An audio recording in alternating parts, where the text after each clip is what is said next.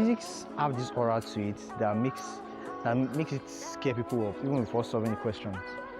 It's only people that like the subject, which is the physics, or people that have a good way of actually dealing with it that always tend to do very well in the exam and test. Now, physics is a very complicated subject, and mainly because it requires conceptual understanding and some mathematical understanding as well. Hi, my name is Pelumi. In this video, I'll be sharing strategy, or let's say tips, on how to actually solve physics questions faster and reducing your probability of actually getting the question wrong. Now, the first thing is do not panic. Now, when you're in the exam, or you always tend to panic because probably anxiety, or when a lot of things depend on the outcome of that exam. Probably you are writing your UTME now, for example. You know that if you fail any question, it's like you are losing like 2.5 marks. So that always tends to put more like a pressure on you, and then most people tend to panic. Now, panicking more like reduces your ability to actually do well in the exam, because you are basically destabilized, so you won't be able to actually calm down and to think properly. So the first thing for you to do is definitely to calm yourself down. Make sure you don't panic, because oftentimes even if you panic as well, you might skip some important information in the question. So try as much as not to panic. Calm yourself down. Now, the way you can calm yourself down is by taking a deep breath. You take a very deep breath, breathe out, breathe in, breathe out. Now, I remember during my A-level days, we are having the exam. We were having an exam. It was physics. Yeah, thank God. This is a very perfect example. We were having physics, and it was like the bulky part of it, because during A-level, you are going to, for your physics, you're going to be doing P1, P2, P3, P4, P5. The P1 is just the OBJ. Then we were doing the P4. Now, the P4 is like the theory aspect for like the advanced level. So I remember I didn't really study well. That's one another video I'm still going to make. I'm going to make a video on anxiety. I didn't really study well the day before. So on that day of the exam, that was when I was studying. So I was panicking, I was scared. And when I entered the exam hall and I saw the questions, I was scared. I could not even, so I was destabilized. Now, I was just trying to just make sure I was writing something. Now, the moment I left the exam hall and I was no longer panicking, I started remembering, oh, this is where I should have solved it, So that's a perfect example. Try to make sure that you do not panic in your exam hall, because it's what lowers your ability to actually do well. Now, the second tip is read the questions carefully and try as much as possible to make sure that you understand it. Read the question to understand it first. Forget about solving the question. First read it, then understand what the question is about. Now, a way to know whether you understand the question or not is if you're able to bring out the variable that you are looking for. Now, for every question, you are always asked to look for something, to find something, like specifically calculation questions.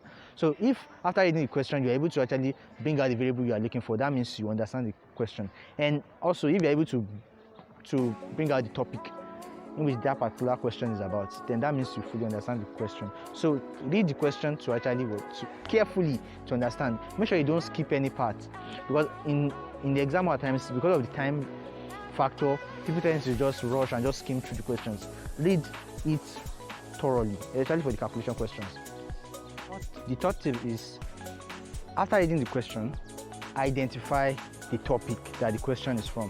Now, identifying the topic that the question is from will make you focus on a particular area rather than for you to start searching for, okay, is it from this topic, is it from this? So once you're able to identify the topic, then you know the formulas under that particular topic, then you can easily pick your formulas from that point.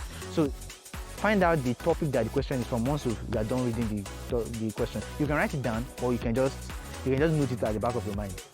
The fourth tip is organize the information that you get from the question. Now, let's say for example, now they said a car has an acceleration of so. Its initial speed was this, its final speed was that. So the information you are given in that question is you have the acceleration, you have the initial speed, you have the final speed. So you're going to write all those down.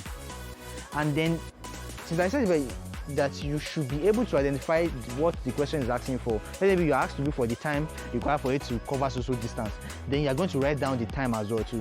Those are the information that you're able to get from the questions. So once you write all of them down, then you go to this next next tip.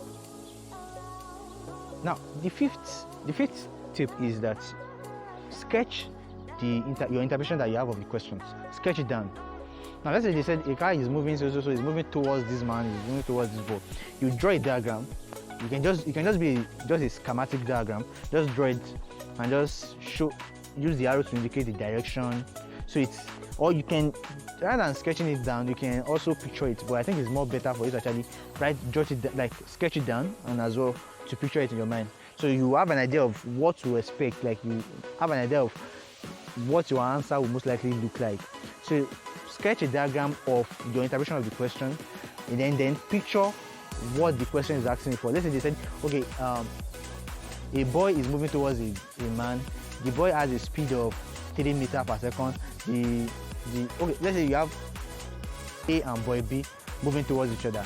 Boy A is moving towards boy B with a speed of 3 meters per second. Boy B is moving towards boy A with 2 meters per second. What will be the relative speed between the two of them? Now you draw a diagram. Okay, this is A, this is boy A, this is boy B. Now they are moving towards each other. Now you know that when they are moving towards each other, then the speed will be the relative velocity, or the relative speed will be what? Combination of both the speed of both of them, since both of them are still going to pass beside each other, and the perception of the speed that both of them will have of each other will be a summation of what? The combination of the resultant speed, not the resultant, because if it's resultant then it's a bit different. So it will be the summation of the speed of both of them. So that's just draw a diagram, have it in mind, then you just picture it on how on how your interpretation is going to go.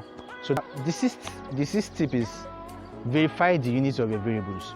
Now, each of the parameters you'll be given will have their own variable. Like now, let's say this unit of speed or velocity is always meter per second. So you make sure that the unit that you have for each of them is meter per second.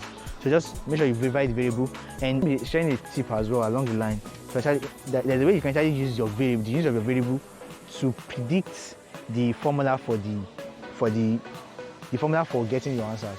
Seventh tip is you write down the formula that you need to solve the question. I think I said before that you have to read the question to actually understand it. And then once you've written down the question to actually understand it, and then you're able to derive to identify the topic that the question is from, then you can narrow down your formulas. So, and a particular way to actually identify the formula is, once you've written out all your variables, all the parameters you are given in the question, and then the parameters you are looking for, then you just pick a formula that links all of them together. Let's say for speed now, let's say you are looking for the time taken for a particular motion, and you are given velocity, you are given final velocity, you are given initial velocity, you are given acceleration. Which formula links all of them together? V equals to U plus AT.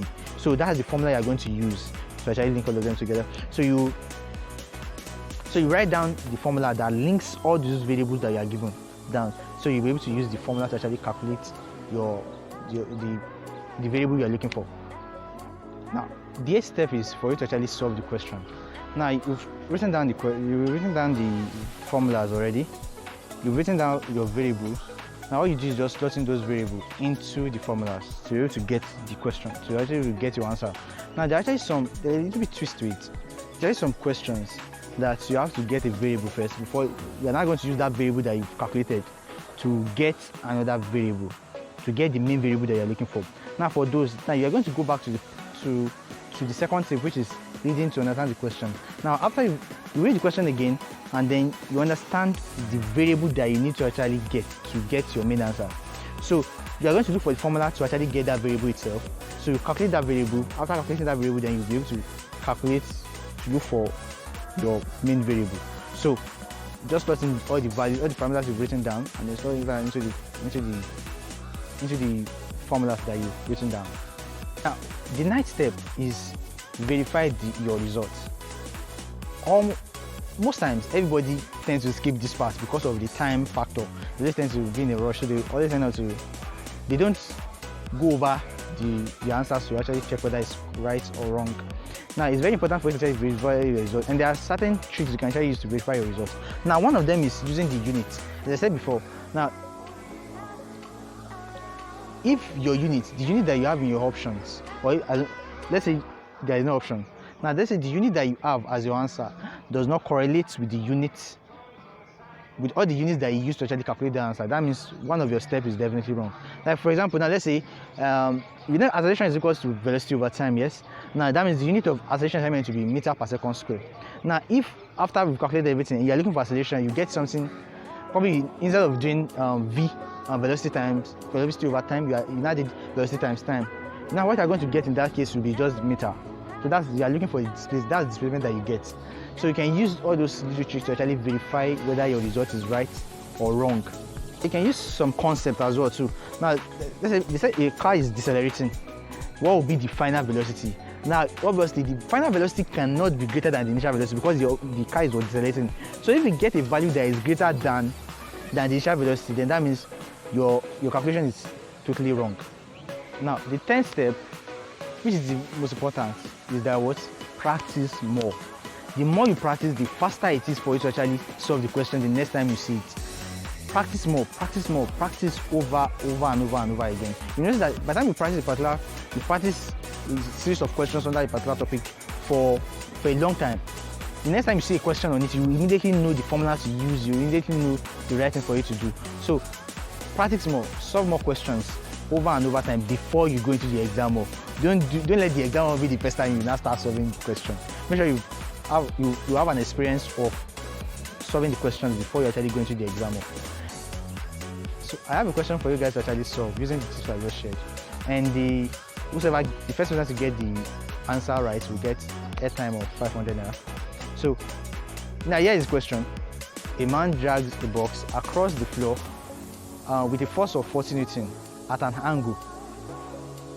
If the mass of the box is 10 kg and the acceleration of the box is 3.5 meter per second square, neglecting friction, what is the angle that the line of action of the force of the man makes with the horizontal? So drop your answer in the comment section below. You can drop your contact as well too for the first person to get the answers right.